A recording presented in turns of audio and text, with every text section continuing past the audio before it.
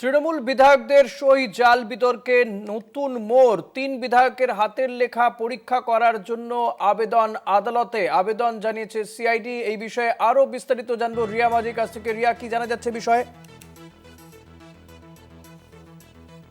রিয়া, জানা যাচ্ছে?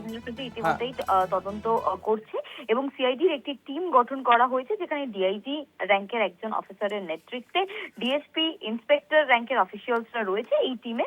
এবং তুমি জানিয়ে রাখবো যে আজকে সিআইডির তরফ থেকে কিন্তু ব্যাংশাল কোর্টে অর্থাৎ আদালতের দ্বারস্থ হয় এবং সেখানে গিয়ে তারা তৃণমূল কংগ্রেসের ৩জন এমএলএ তাদের সই আর সেটা এই যে ফরজারি কেস সেই সই তাদের নিতে চায়, মূলত স্যাম্পল হিসেবে নিতে চায় এবং হ্যান্ডরাইটিং এক্সপার্ট দিয়ে তাদের সেই হ্যান্ডরাইটিং নিয়ে মূলত চেক করতে চায় যে সেই হ্যান্ডরাইটিং আদপে তাদেরই নাকি। এইরকম ৩জন এমএলএ এর কথা উল্লেখ করে এই আবেদন করেছে ওয়েস্ট বেঙ্গল সিআইডি বলে এমনটাই জানা যাচ্ছে।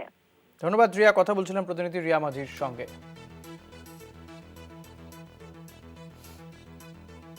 ৩ বিধায়কের হাতের লেখার পরীক্ষা করার জন্য আবেদন জানালো সিআইডি। আদালতের কাছে এই আবেদন করা হয়েছে।